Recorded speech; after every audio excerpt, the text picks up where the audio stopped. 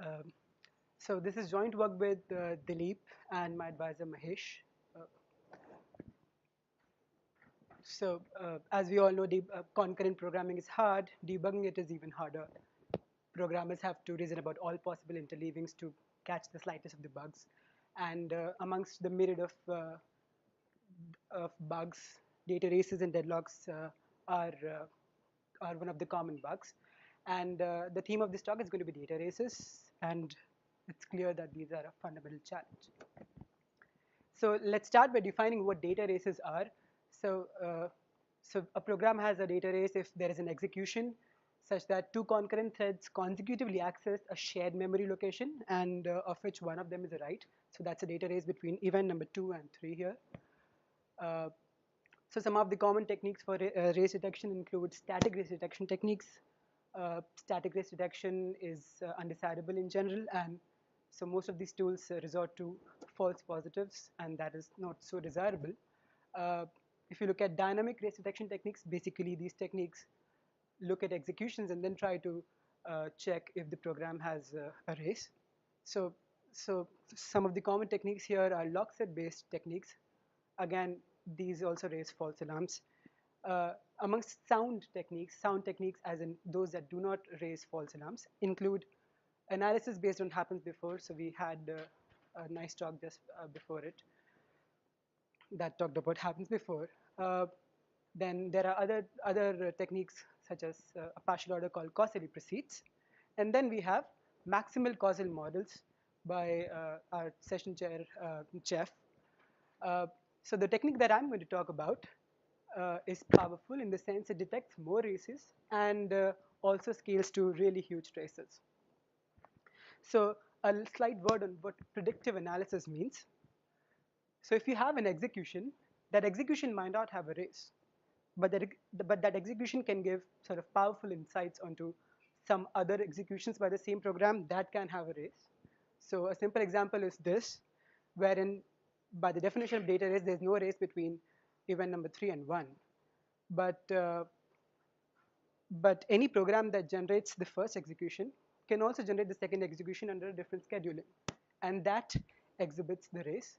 So we say that the first execution here has a predictable data race. So to formalize this notion of predictive analysis, we need the notion of correct reordering. So given an execution or a trace sigma, we say that a trace sigma prime is a correct reordering of sigma if you look at the thread-wise prefixes of sigma prime, thread-wise projections of sigma prime, these are prefixes of those in sigma. Secondly, uh, sigma prime is a valid trace, that is critical sections on the same log do not overlap. And, uh, and the last but the most important property here is that uh, in sigma prime, all the reads see the same value as in sigma. So the way to ensure this is to say that every read of a variable x, sees the same last write as in sigma. And so the criterion, so the definition of correct reordering ensures that any program that generates sigma will also generate all its correct reorderings. So the last criterion in particular ensures that if there were control flow and branch statements which were not seen in the logging of the trace, they're also sort of taken in sigma prime. So if you look at this execution and if you try to reorder events so that you get a correct reordering and also a race, and if you try to do such a reordering, you cannot do this because if you try to place wx right after rx, uh, the same lock will be held in both the threads, and that's not allowed. If you look at this execution and if you try to schedule write x just after read x to schedule a race, that's also not allowed because then the read at event number 3 is going to see a different value, and that's not allowed. But such a placement is allowable because here all the 3 criterions are met, and that's a correct reordering. So again, the idea behind correct reordering is that predictive analysis techniques try to check if a given execution, observed execution, has a correct reordering that exhibits a concurrency error. And for race detection, this is typically done using partial orders. So let's talk about these partial orders. So happens before is the most basic partial order here. Uh, it orders events in a trace as follows. So we've seen this definition before. Uh, it orders events inside the thread as they appear in the trace. It orders critical sections from the release of the first critical section to the second critical section if these critical sections are on the same lock. So that's the edge that you're going to get. And then if you have two conflicting axes, so a conflicting axis is a pair of read or write events, of which one of them is a write, and these are performed by two different threads. So if you have two conflicting axes that are unordered by happens before relation, then you declare a race. So the soundness guarantee of happens before says, yes, there is indeed a correct reordering that exhibits a race. The best part about happens before is that it admits an online linear time algorithm, and so that is the crux of how well it scales and how widely happens before is adopted. So let's look at an example of how powerful happens before is.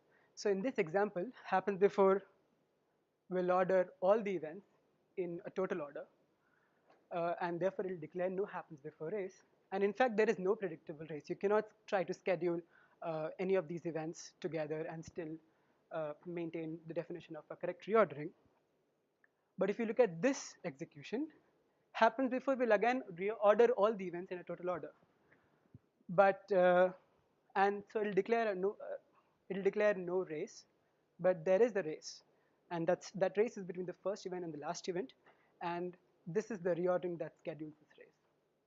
So the bottom line is happens before is conservative. So a while ago, Flanagan et al. In 2012 in PLDI suggested this generalization of happens before called CP, or causally precedes. Again, this is the partial order. So to begin with, we define a transitive relation that orders events as follows. So if you look at an execution, and that execution has two critical sections on the same lock, and these critical sections have conflicting events. So by conflicting, again, we mean read write or write write. Then CP declares that the release of the first critical section is before the acquire of the second critical section. If you have an execution that has critical sections on the same lock and they contain events already ordered by CP, then CP says order the release before the acquire. And lastly, CP is closed under composition with happens before. What does that mean? It means that if there is an event E3 which is HB after E1 and it is CP before E3, then CP says order the E1 before E2. And then you can also add orderings inside a thread. So again, just like happens before, you declare a race whenever two conflicting axes are unordered by the CP relation. So let's look at how powerful CP is. If you look at this execution, CP will order these two critical sections as follows because they're on the same lock and they have conflicting axes, namely the axis on X. So CP says no race. In fact, there is no race because you cannot try to schedule any race between X or between Y, because if you try to schedule this race between Y, you'll see that the read here will see a different value. It'll not be able to see this write on X. If you look at this example, so this example is a slightly different example. I've just reordered these two events. CP again orders these two critical sections, and therefore it will say no CP race because all the events are ordered. But there is a race that CP misses. This race is between the first and the sixth event, and that's how you get to schedule this race. So this is a predictable race that is missed by CP, and therefore CP is also conservative. It misses races. Further, CP is not known to have a linear time algorithm for race detection, and therefore it's not able to scale to really huge traces. And in order to do so, they have to resort to what is called windowing. That is, they fragment their analysis into windows and perform their analysis in each of these windows. That is undesirable because doing that can also lead to missing of happens before races which occur across fragments. So what is the remedy? The remedy is to use this new partial order WCP that we introduced. Uh, it detects more races than CP, and more importantly, it has a linear running time algorithm. So let's look at how WCP, or weak causal precedence, is defined. Again, WCP, in the same spirit, is a transitive relation that orders events in a trace as follows. If you have an execution with critical sections on the same lock in two different threads containing conflicting accesses, then the release of the first critical section is ordered before the second conflicting event.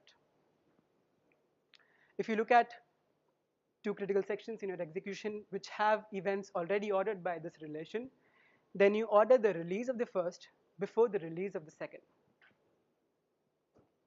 And again, similar to CP, WCP is also closed under composition with WC happens before. So again, that's the edge that you're going to place.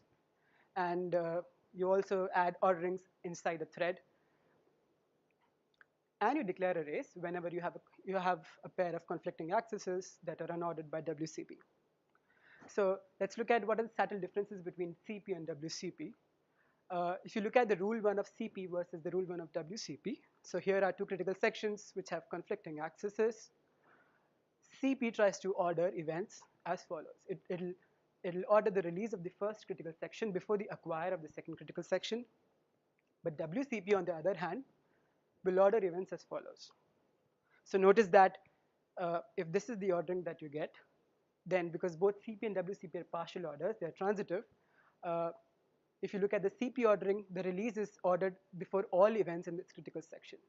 But if you look at the WCP ordering, the release is not ordered above all the events inside this critical section. It's only ordered before the set of events here. So WCP is a weakening, that is, it introduces lesser number of edges. If you look at the rule 2, that's also slightly different. So let's say you have two critical sections and they have events ordered by CP or WCP.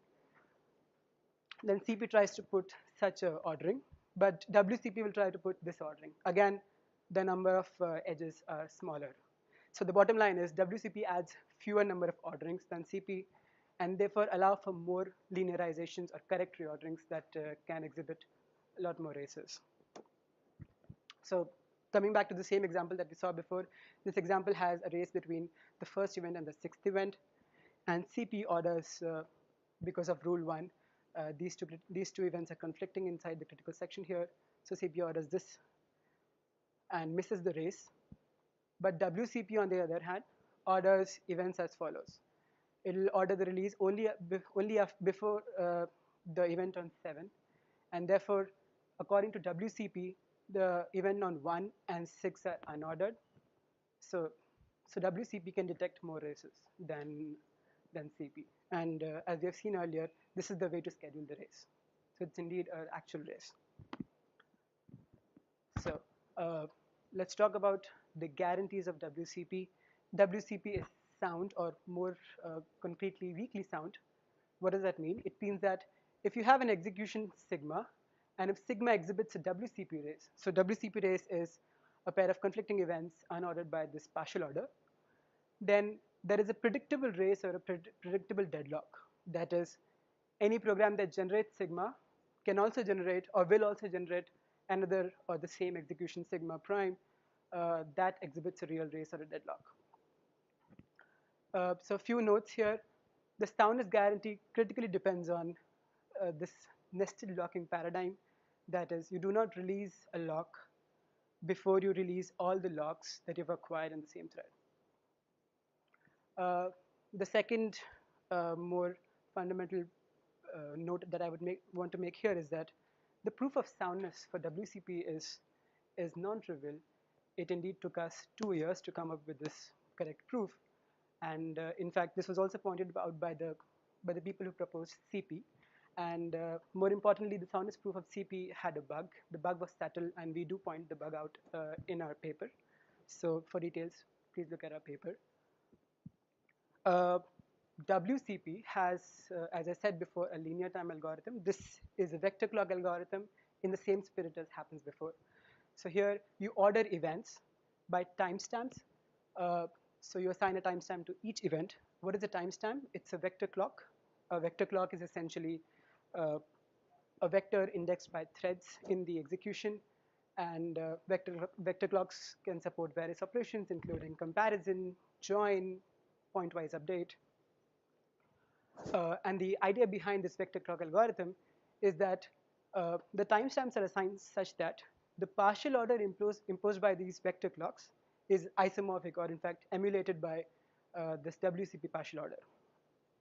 And therefore, if you have events that have unordered timestamps and are also conflicting, that means there's a WCP race. So this is the basic idea of the algorithm. The algorithm is one pass online algorithm. You detect races as they occur. You do not delay the detection of races. The algorithm works in the following fashion. It sees the events, it processes it, it updates an internal state. So this internal state, similar to HP, composes of vector clocks and some data structures which are FIFO. So as I said before, we achieve what is called the holy grail of race detection, a linear running time algorithm where n is the number of events. The worst case space requirement can, however, be linear, but our experiments show that this is really not the bottleneck. The space is not linear. It's really constant on all the experiments that we ran. We further show that the space usage is optimal. That is, any single pass algorithm that computes the WCP relation has to use n space in the worst case. Further, we show that the time-space trade-off is optimal in the sense that if any algorithm that computes WCP relation in time Tn and space Sn, there is a lower bound on the product of T and Sn, which is n square. So to summarize, WCP, as we have seen, detects all the races that CP detects and HP detects, and in fact it detects more races. So that's how I would like to place WCP. It admits a linear time algorithm, so it's comparable to HP. For CP, it's not clear if there is a linear time algorithm.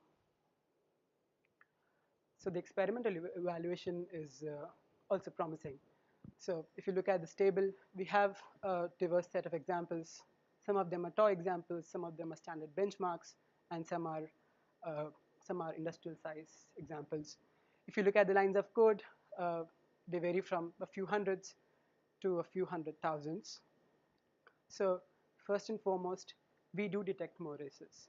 So RV Predict in particular has this theoretical guarantee that it will detect all races that any sound dynamic race detection algorithm should. But that doesn't happen in practice because they use a complicated exponential algorithm using SMT solver, and because they have to scale to really huge races, they do some approximations, and in doing so, they miss some races. So here, as you can see, RV Predict performance is not so promising, and in fact, happens before is probably better than RV Predict. This implementation of happens before is my own. I do not fragment traces while comparing. If you look at the time, if you look at the running times, yeah. If you look at the running times, WCP is pretty fast. Its time is comparable to that of happens before. If you look at the number of events, as you can see, there are a lot of very large traces, a few hundred millions, and that shows that we can indeed scale to really huge traces without fragmenting them. If you look at the memory usage, as I said before, so this number represents the number of objects that we have to store at any point in time as compared to the number of events, and that number never goes beyond 10%. In fact, for most of these things, it is around 2%, and therefore the worst case memory requirement is really not a bottleneck. So to conclude, WCP generalizes the CP partial order. It detects more races provably.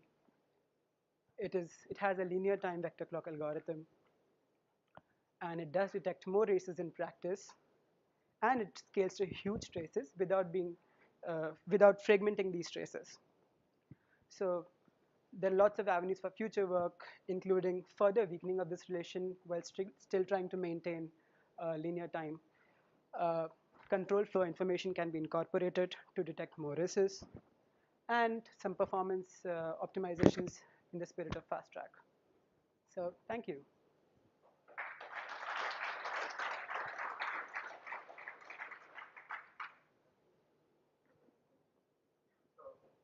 I noticed there are many cases where the number of races were the same, Mm-hmm. and one conjecture between HB and WCP. Mm. And one conjectures programs that are intended to be deterministic should show the same number of races in both cases. Or in particular, if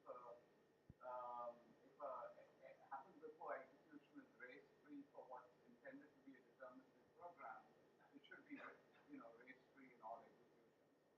So I'm just wondering whether you make the connection with determinism over there and differentiating between WCP and HB. That's a good question. I should explore this. I didn't see that. Thank you.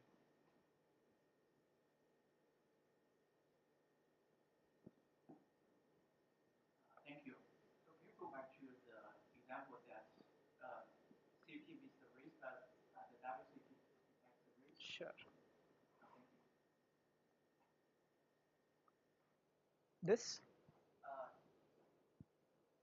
yes, this one. So, yeah, the reason that WCP can find this race because it generates the CP relation by the proceeds. So I'm wondering if there is another read access to Y right after The critical. X.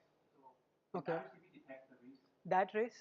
Yeah. No, it will miss that race. Will miss that race. Yes. Okay. I mean, because of this ordering.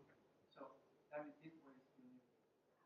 So first, that race may not be an actual race because if I try to reorder, then I will have to place this read x before this write x in order to schedule that race. If I do that, the read x will see a different value because this write x is no longer before it. So that is not really a race. And number two, it's not as if WCP is maximal. There are races that even WCP can miss.